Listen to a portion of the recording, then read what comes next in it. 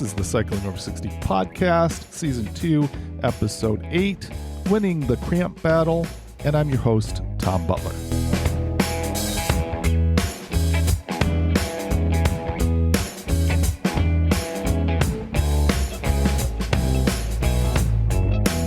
I have 18 more days left in my 10-week program. That is a modification of my diet and biking to enable me to drop 20 pounds and get me to a better place for taking on my challenge for this season. The modification of my meals has remained pretty consistent since the beginning of the program, but my bike and gym time have changed dramatically. The last 2 episodes introduced my new coach, Coach Lisa, and she has been awesome at setting up a plan for the bike and the gym. Her program is a major upgrade from what I had originally established, and I have a ton of optimism now that working with Coach Lisa is going to make a huge change in my ability to take on future cycling adventures. I did meet one goal this week.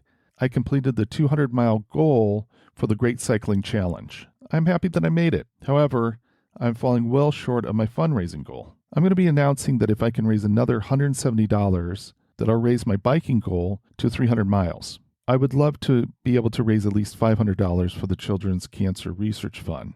If you don't know about the event or the organization behind the event, go to greatcyclechallenge.com and see the great work they are doing. The August 24th episode also has a lot of great info about the people who are working to fully fund research to give children with cancer hope. Please consider helping me make my fundraising goal. You can find a link to my campaign in the show notes or search for Tom Butler on greatcyclechallenge.com.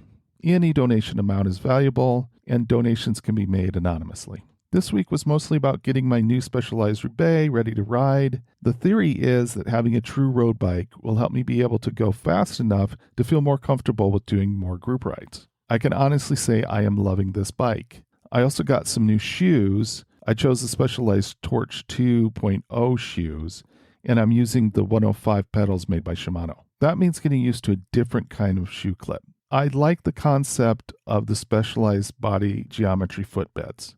After some calling around, I found a bike shop that had a device to determine which inserts to get. I chose the blue ones. My feet are pretty touchy, but I've never had a problem with the Adidas 510 shoes that I have for my hybrid bike. I was nervous that I might have problems with a new type of shoe, but the body geometry footbeds feel great. It just feels like the shoe is perfectly fitted to my foot. The Torch 2.0 shoe has a carbon fiber sole, and I really love how it seems like my feet are completely attached to the pedals. The first ride I did was only 10 miles. I took it fairly easy because I wasn't sure just how different it would feel, but it was no problem. This bike seems to just glide down the road. The Future Shock helps with that feel. I am anxious to take it for longer rides, but I'm not going to use it on the upcoming 54-mile Kitsap Color Classic. I'm going to be challenged with the climbs on this ride, and I wanted to have a bike that I am more familiar with. I will keep you all posted on how much this bike improves my ride times and if it means more fun riding.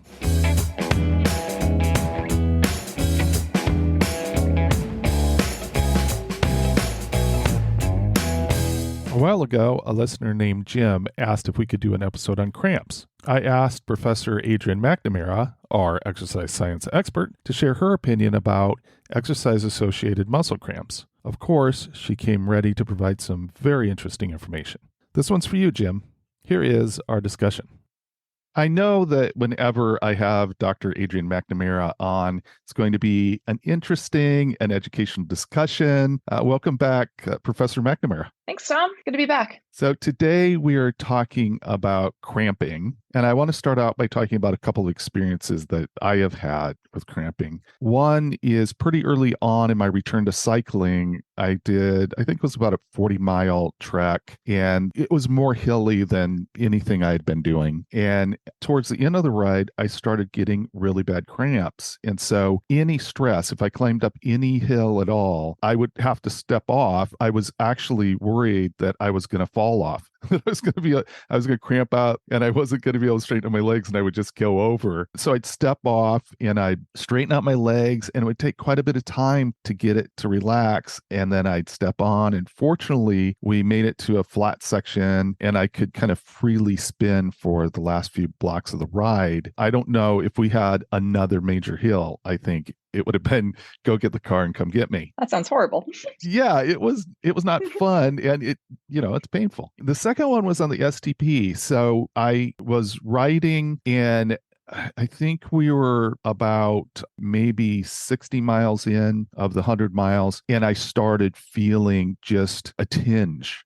It's like I think my hamstrings are going to cramp up. And I got off the bike and I stretched a bit, but it didn't feel like it was going to progress. And so I was only off the bike a little bit. And I thought, okay, this doesn't seem like it's going to be bad. And it didn't develop into a problem the rest of that day or at all the second day. That was very different from that other experience of cramping. And I'm guessing from your own running and your work with others, you've experienced cramping. So how would you describe cramping and its impact on exercise? Yeah, so basically, just as you described, I mean, cramping can be anywhere from mild, where you can just have it as kind of little twinges of activity within the muscle, which is called pre-cramping. So that's kind of what you experienced in the STP. And it can be event ending and excruciating, as you experienced on that 40-mile ride. It's pretty ubiquitous. I mean, most athletes are going to experience it at some point when they're doing, especially endurance type training. It's not fun by any means. I've definitely had some horrible races where I've had just awful cramping. I remember I did this 15-kilometer trail run where basically I felt like every muscle in like my back and my back muscles just like grabbed and spasmed. They were just like a board. But I'm in the middle of the woods and I have like 6 miles left to run. Wow. So, what do? You just kind of keep going. But I just kept having to stop. I kept having to stretch. And it was just agony getting back. So it's just something that happens to most people at some point. The longer you exercise, you will probably experience it at some point. We are talking about exercise associated muscle cramping, which I think, EAMC is something now that I've seen a few times. And I don't know if there's some way of saying that or, yeah, I don't know. But anyhow, so is all cramping the same? Is it related? It seems like there's different conditions that get labeled as cramping. Yeah, there are different types of cramps and they're not all necessarily the same. I mean, there's the exercise induced muscular cramping, exercise associated muscular cramping. You're right. There's no good way to say that acronym. It almost feels like more work to say EAMC, right, than it does to just say muscular cramps. So there's that. But then there's heat cramps, which are a little bit different. There's menstrual cramping, which is a totally different thing as well. There's nighttime leg cramps that are caused by different mechanisms but kind of react in the same type of way and actually affect probably more people. And then there's different conditions that are associated with cramping, and a lot of those conditions are called like dystonias, like writer's cramp, for example, where you have like your hands that can spasm and cramp up. Now, cramping is kind of a generic term that can describe a lot of different types of phenomena. As a fitness expert and as someone who's interested in research and as someone who coaches others with the information that you glean from research, what are some things that you're seeing out there that intrigue you as far as research around cramping? Yeah. So especially if we're going to focus our topic here on, exercise associated muscular cramping, it is actually pretty interesting. There's been a shift in the literature over the last, maybe 10 years or so in regards to what is the thought of the cause of cramping. So if I were to ask you, Tom, what you've always heard is the cause of cramping, what would you say? electrolyte depletion. Right, exactly. That's Gatorade. kind of, yes, exactly. That's why you drink your Gatorade, right? It's part of why Gatorade actually exists. So, I mean, that's been kind of what the thought has been since, the early 1900s is people had cramps, you give them something salty to drink, maybe the cramp went away. And so that, bore the out of that came the hypothesis that muscle cramps are due to an electrolyte imbalance. But really kind of what we're coming to know is that that's probably not the whole picture,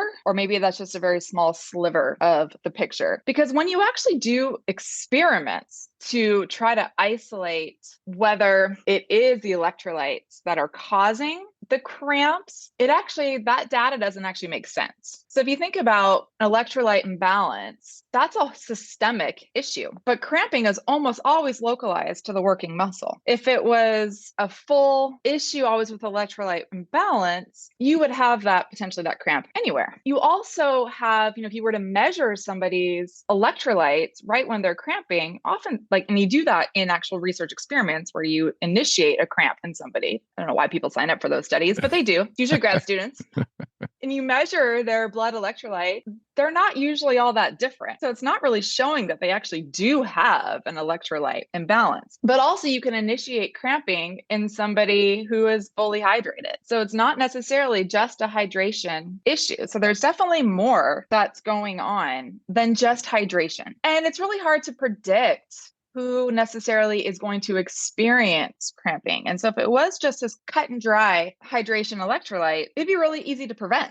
And so they've really have come up with a new kind of reigning theory. Again, that's the great thing about science is that science is always changing. You always have a open mind to say, okay, this is what we thought, but now we're learning new things and we're willing to expand our theories. Hydration is still, and electrolytes are probably a part, they probably play a role, but it's definitely not the only role. So the current theory is really more multifactorial, and it's probably more neurologically based than just a matter of hydration. So basically what you have is you've got these factors that are altering the neurological control that's happening, that's going to your muscles. So basically it's increasing the activity of what's called your alpha motor neuron. That's going to cause your cramp. So basically, it's the signal from your spinal cord down to the muscle fibers. And factors that are going to feed into that pathway. So that activation of that alpha motor neuron is called the final common pathway in this multifactorial picture here. And the factors that feed into that pathway are many. So they can be things like,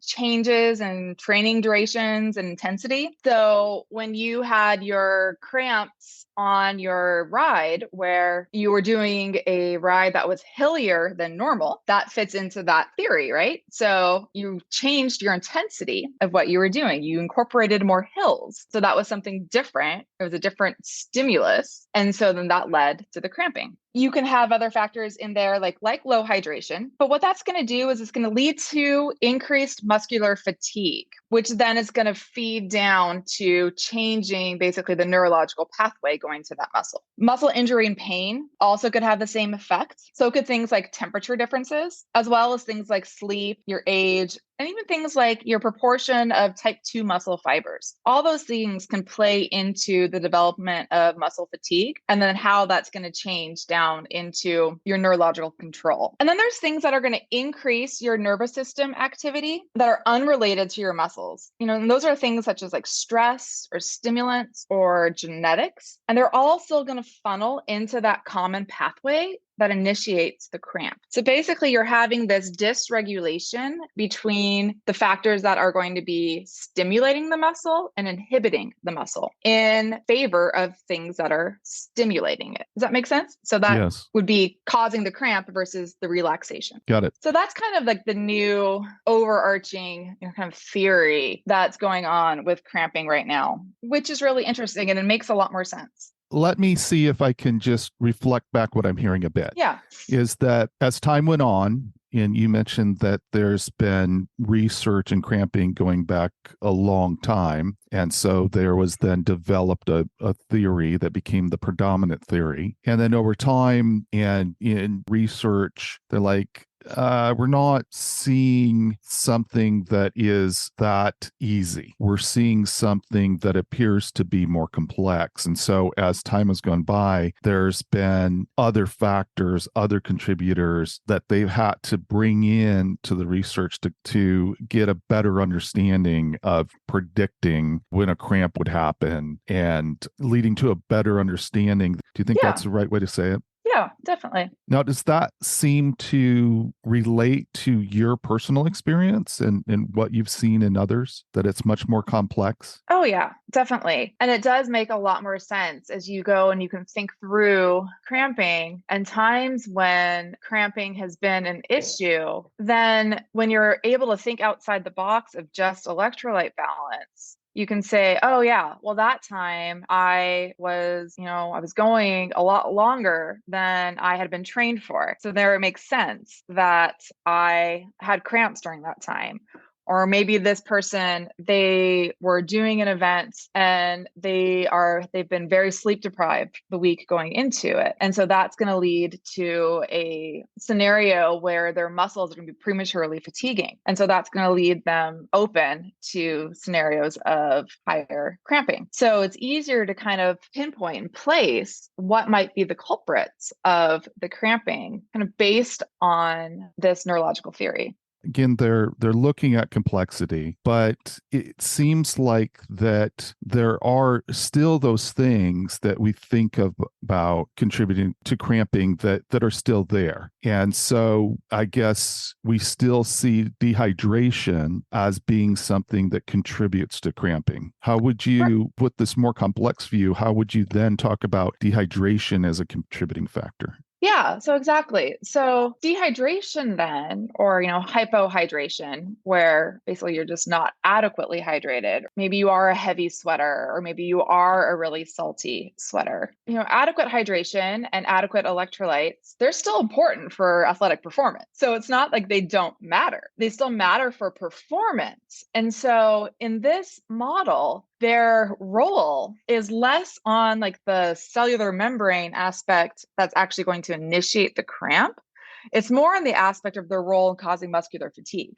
So we know that performance is going to decline once you get to a point of 2% loss in body weight from water loss. So if someone's performance is declining, usually that's a result of fatigue. And if that performance decline is a result of they're not drinking enough, that would be where that hydration would be coming in.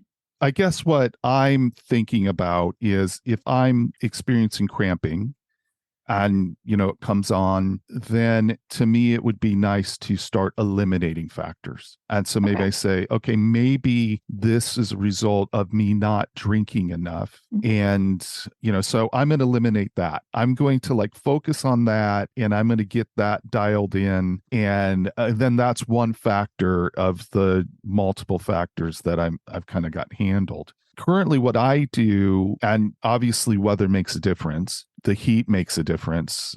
What seems to work well for me is about 24 ounces every 10 miles. That sounds about right. What is it that a person could think about if they're saying, okay, I want to just handle the water intake part of it? What recommendations do you have just for that piece? I mean, it is somewhat individualized for people. It's going to depend on the duration of the activity as well. If you're exercising an hour or less, just water is fine. If you're exercising more than an hour, you're going to want to include some form of electrolytes and probably glucose replenishment as well. You probably don't want to rely 100% on thirst, because oftentimes your thirst receptors may be running a little bit slow. So having a hydration plan is oftentimes a good marker. And it's individual, honestly, how much people can tolerate. And some of that has to do with gut absorption, just comfort, what sport you're doing as well. It's going to be easier to drink more on a bike than it is to drink while running. Just that aspect of sloshing. Basic kind of guidelines is about, 8 ounces of water per, 15 minutes of activity, particularly in the heat. But that's, again, there's variation in that depending on people's comfort level. So, what your, 24 ounces per 10 miles is kind of right along that guideline there. Yeah, it's one of those things I like about cycling is that, I can carry water. On the STP, I would actually carry 3 bottles with me, which it seems like it'd be pretty tough to do when running. And then I'm not bouncing up and down as much as a runner would be. An element here of balance, and again, it's interesting because there's some complexity before thinking about electrolyte intake. And now if we introduce, there's a lot of other complexity, and there's like this, again, if I'm hearing right, there's this neurological element, and there's muscle fatigue, and just all of the different things that can contribute to muscle fatigue. But, before, getting the right amount of water in was not just drink more, because there is a way of, being hyperhydrated. Is that fair to say? Oh, for sure. So there's a condition called hyponatremia. It's kind of colloquial term is water poisoning. And that is when people drink just too much plain water. And ultimately what happens with that is you end up diluting your bloodstream of electrolytes. And that can actually be life-threatening. So sometimes that happens in athletic events, particularly long athletic events, oftentimes with like slow marathoners or people who are going to like walk a marathon and they're just drinking water the whole time. So it could theoretically also happen with long cycling events if all you're going to do is drink just plain water. And that doesn't keep up with, say, your sweat loss, because it does end up then diluting the blood. So it is important to make sure that you are also replenishing electrolytes as well. And again, that goes back into just the aspect of the importance of water and electrolytes for general athletic performance, not necessarily on our topic of cramping. Right. I could measure myself and say, okay, that was 2% body weight loss or whatever. That seems pretty difficult, to carry a scale with me and step off and see where I am. So how would you, kind of in a practical way, how would you recommend that people start dialing in water intake, and particularly if it's really warm out or really humid out versus if it's cool out? Actually, really, the most practical way is to weigh yourself before and after a ride. Oh, okay. So you don't need to do it while you're riding, but that just gives you an indication kind of overall what your sweat rate is like. So it's not going to change all that much, so you do it on a hot day, you do it on a cold day, you can kind of, divide it by how many hours you were riding for. So let's say you lose 2 pounds between pre-ride, post-ride. Well, now you need to replenish at least 32 ounces of water or a fluid afterwards. So it actually is relatively simple. Nice. Okay. To get at least the quick and dirty way to measure it. Now, how about urination? If you're out biking for 8 hours or 10 hours or whatever, do you think how often you're urinating is an indicator? Yeah. So if you don't have to pee at all while you are biking for 8 hours, you are dehydrated.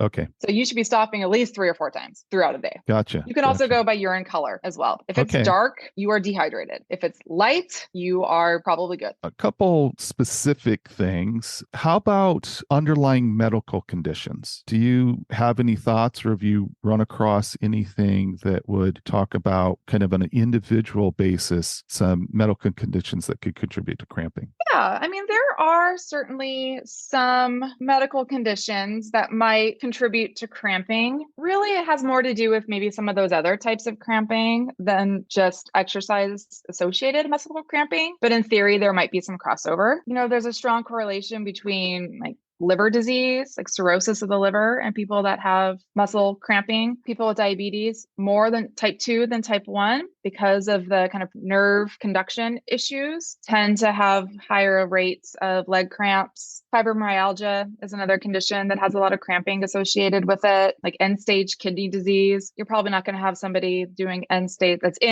kidney disease. That's probably biking long distances, however. So a lot of these things are, again, maybe just more cramping in general rather than specifically exercise associated muscle cramping. There are certain medications like statins. People on statins have a higher incidence of like nighttime leg cramping, for example. I think some medications lower the threshold of activation for the muscle. And so that could, in essence, carry over into muscle cramping. And a lot of older adults are taking medications for cholesterol. So that could be something that could carry over and be a contributing factor. There are also genetic factors that play a role in cramping as well. There's been some recent studies that have actually shown a particular gene that's associated with cramping. So there's some interesting things kind of on the horizon there as well. But even regardless, I mean, anybody can experience cramping if the conditions are right. So you mentioned that there are several, or I would say there's a higher percentage of people over 50 or over 55 that are on statins. And so that would be maybe a contributing factor of being more prone to cramping as you get older. Are there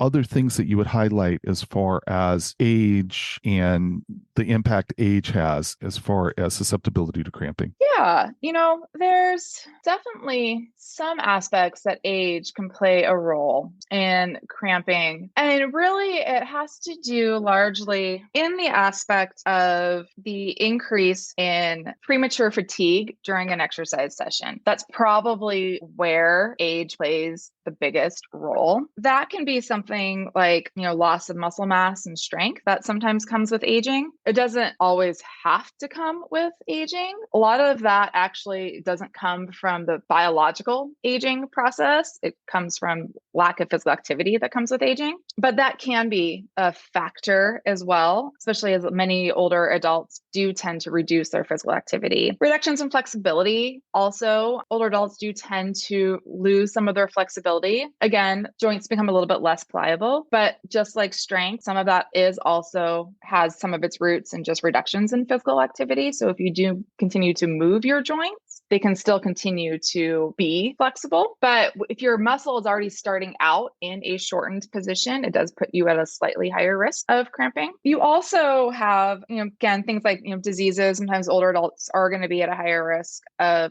high cholesterol, diabetes, some of these other things as well. That can also potentially put them at a higher risk of cramping. Another thing is that older adults tend to sleep less. The amount of sleep that individuals get as they age does tend to increase, and sleep quality also decreases.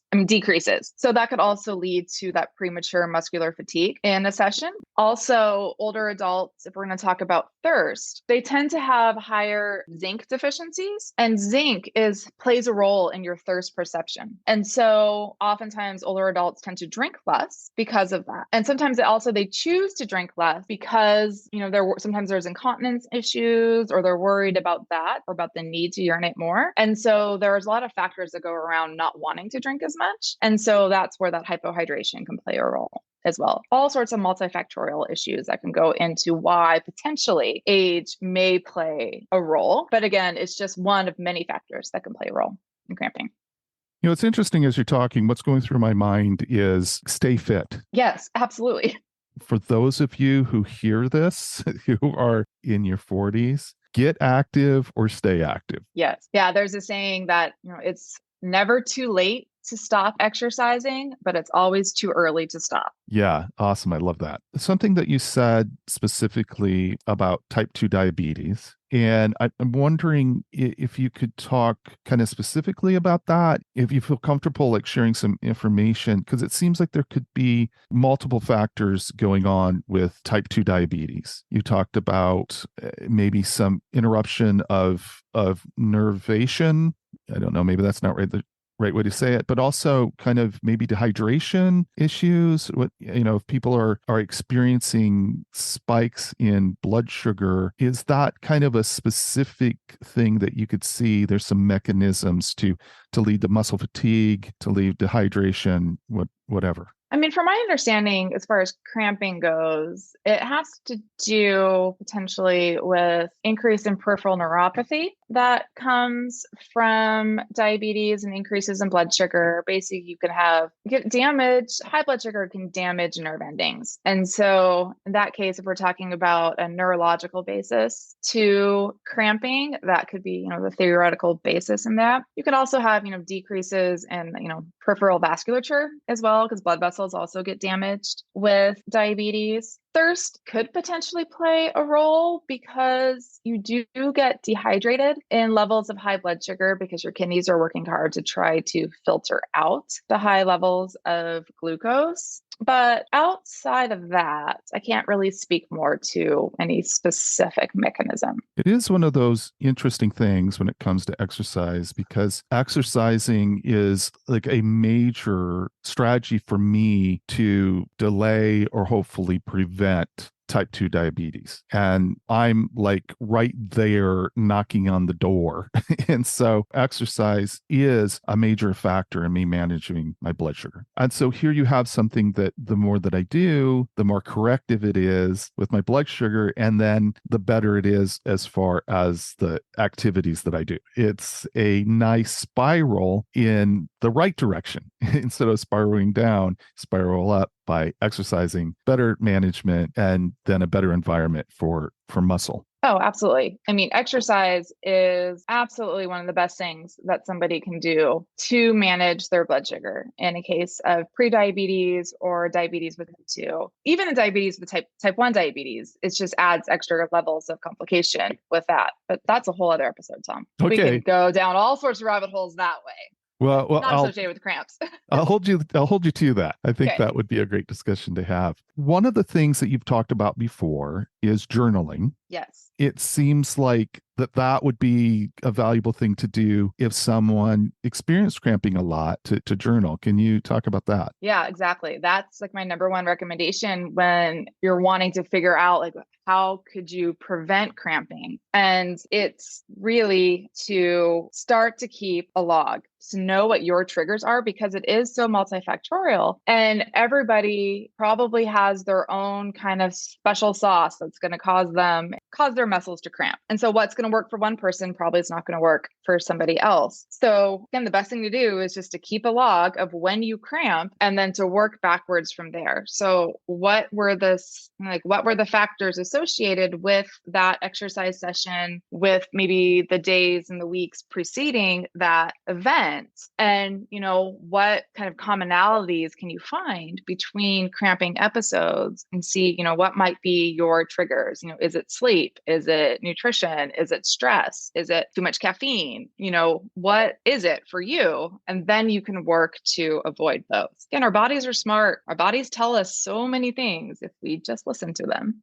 When you look at electrolytes, are there different electrolytes that are better for some people that other people don't need? That's maybe a clumsy way of saying it, but no. Is that also something that should be journaled? Is like, I used this electrolyte or I've fed myself this way, and that seemed to be a better balance for me. Yeah, I mean, I think food journals play a good role, but I always want to caution people about taking any individual supplements. So I wouldn't say go out and just take magnesium or just take potassium or whatever individual supplement it is, because our bodies work in concert with each other and all of our nutrients work in concert with each other. And so when we go out and we start taking individual supplements, what happens is that we run the risk of creating imbalances within our systems of those different nutrients.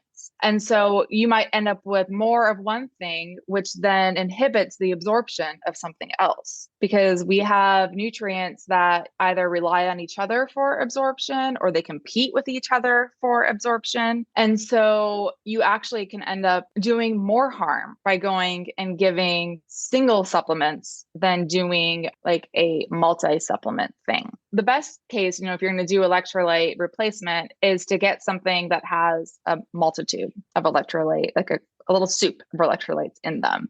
So that's why we got products like the Gatorade and Propel or Zune or those types of things that actually have been like studied and used to try to have that right balance of electrolytes. And do you think that they're doing a pretty good job? Do you think there's companies out there that are doing a good job of looking at what people need? Yeah, for sure. I know Gatorade actually does a lot of science behind their products. They sponsor a lot of nutrition research. There's the Gatorade Sports Science Institute that is continually doing nutrition and sports science work. How about caffeine in sports or fluid replacement drinks? That's kind of a tricky subject. Caffeine can be both helpful or hurtful, depending on the person and the event.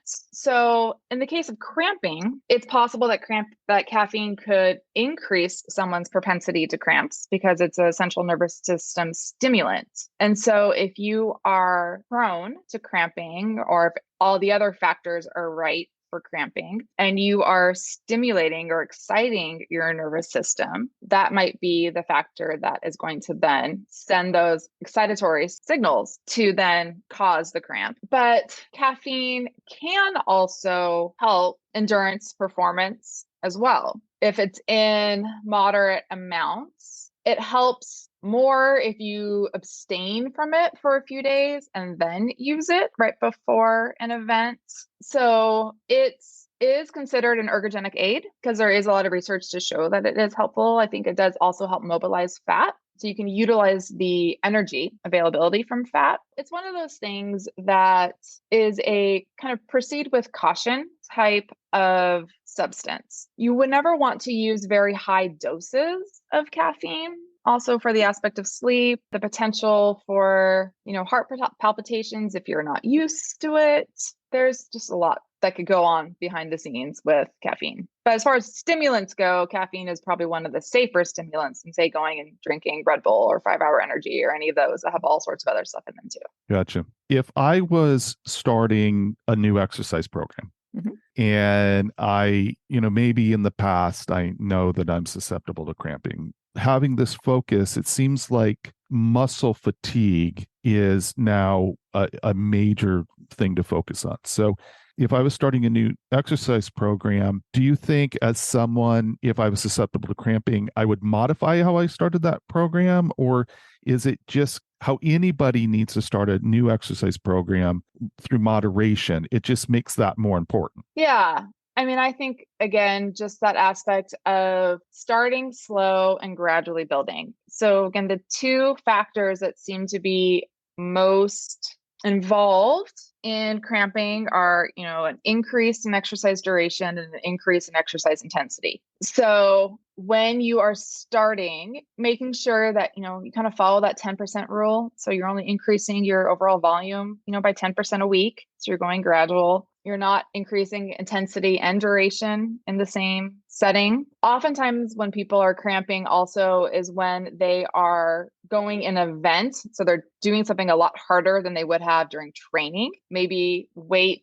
to do events, or just really make sure that you're fully trained before you go and do an event. So don't be the weekend warrior. In other words, make sure you're actually training. Otherwise, it's really kind of those same aspects is, be gradual. The more gradual you build up, the less chance of injury, period, whatever that injury is. And is there, as far as cramping concerned, if I'm like, I really want to go do this thing, a whole bunch of people I know are doing it, I want to do it. It's going to be a huge challenge for me. Is there an element of, I'm going to experience some fatigue. I'm going to maybe experience some cramping, but I'm going to go ahead and do it anyhow? Or is there a risk there of, specifically looking at cramping, is there a risk of maybe hurting myself? Well, it's not really going to be necessarily damaging within the muscle. A cramp ultimately, so definition of a cramp, it's a involuntary sustained muscle contraction. So your muscles are just contracting. They're not, ripping apart like you'd be getting in an eccentric contraction. So it's more just painful than anything else, cause soreness later. So just because it happens doesn't mean that your muscle is damaged. It might make you more at risk for future cramping. But, sometimes we just still want to do what we want to do, and that's okay. But there's things you can do once you have a muscle cramp, to get it to relieve. One of the best things to do, honestly, is to just, get off your bike and stretch it. Just static stretching is helps to reset that signal, helps to pull apart those muscle fibers to release that contraction. But what's actually really interesting is that there's people who are experimenting now based on this neurological model with some kind of out of the box ways to treat cramps. And it has to do with ways to kind of shock the nervous system to get basically to turn off those signals. And so there are people who will take small shots of pickle juice when they're having a cramp. So either pickle juice or mustard. So the pickle juice is very vinegary. The mustard is its own thing, or something very spicy. So the chemical capsaicin is the spice. So those three things, spice, vinegar, or mustard. And they are all so strong that it will shock the nervous system into essentially shutting off that overactive signal that it's sending, and that there's evidence that could actually maybe stop the muscle cramp. That is so interesting. If before this conversation, someone said, yeah, if I'm getting a cramp, I'll eat a pickle, then I would think, not eating a pickle juice. Drinking the pickle juice. Okay. Drinking the pickle juice. I would say, oh, okay, they must be getting some salt in with the pickle juice. But what you're talking about is a totally different mechanism. It's not just the salt, but the salt's going to help probably too, because likely you've been out and you're exercising and you probably could use some salt. But it's like the vinegar strongness of drinking some of the pickle juice is actually the shock to the nervous system. That's really interesting. Of the taste. Yeah. Now you want to drink a lot of it. It's a little bit of it. And also because it is so salty, if you have, say, issues with high blood pressure, you'd want to be careful with that. Right. And it's essentially like the saltiness of seawater, which ultimately, we know if you would go out and drink seawater, you would essentially be less hydrated because of the fact that that much salt has in your system. So literally it's like a shot glass worth of pickle juice. That is so interesting. I am really interested in experimenting with that. Maybe get some red pepper pickle juice or something. Red pepper pickle juice shots to carry. Sounds terrible.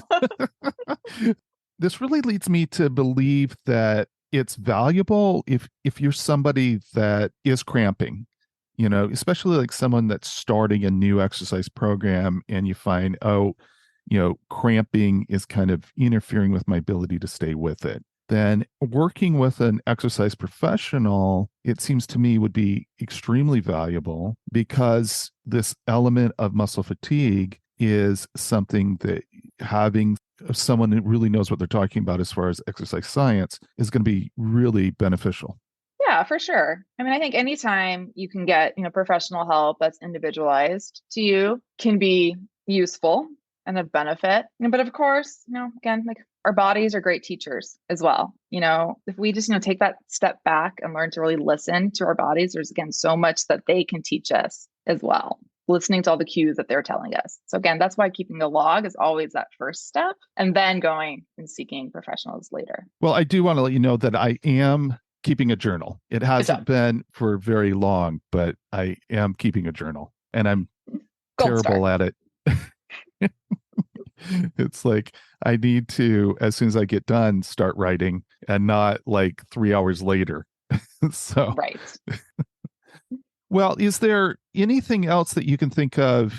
Again, this complexity of the cramping picture now. Is there anything else that you can think of that this has implications for, and kind of what you're going to be doing with people? That's a good question, Tom. I think really it's just, again, encouraging people to look at their entirety of their situation when they're going into exercise and when they're trying to figure out what is working for them and what's not worked for them. Because, our bodies, we don't exist in a vacuum. We're not just all about one thing that we eat. We're not just all about, one thing that we do. Everything works together.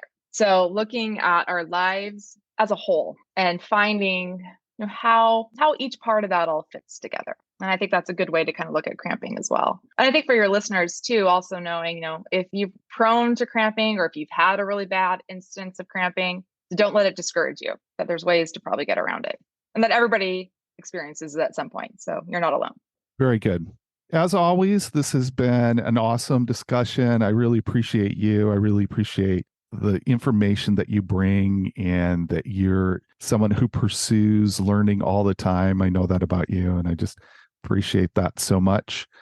Thanks for coming on, Yeah, thanks for having me again, Tom. and I'll talk to you later. All right.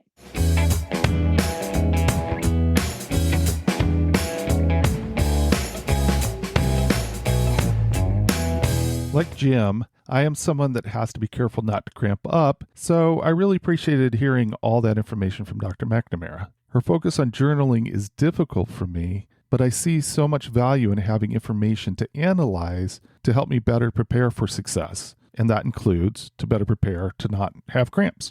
There are times that it seems like I am taking my bike fitness program a little too seriously, but then I am reminded that I have so much to gain by being successful with my efforts. If I'm going to be healthy for decades into the future, I simply have to be focused on staying fit. I'm so curious about whether anyone listening has tried pickle juice or mustard or another strong substance to interrupt cramps. If so, what are the practical ways to bring something like this on rides? You can find my email and Cycling Over 60 Instagram in the show notes. Please reach out and share your experiences with cramps or with interrupting cramps, or if, like Jim, you have some idea about something you'd like to see us cover in an upcoming episode. I hope that if you suffer with cramps, that it isn't interfering with your ability to do some great rides and have fun with your cycling community. Good luck with all your biking adventures as we head into fall. And remember, age is just a gear change.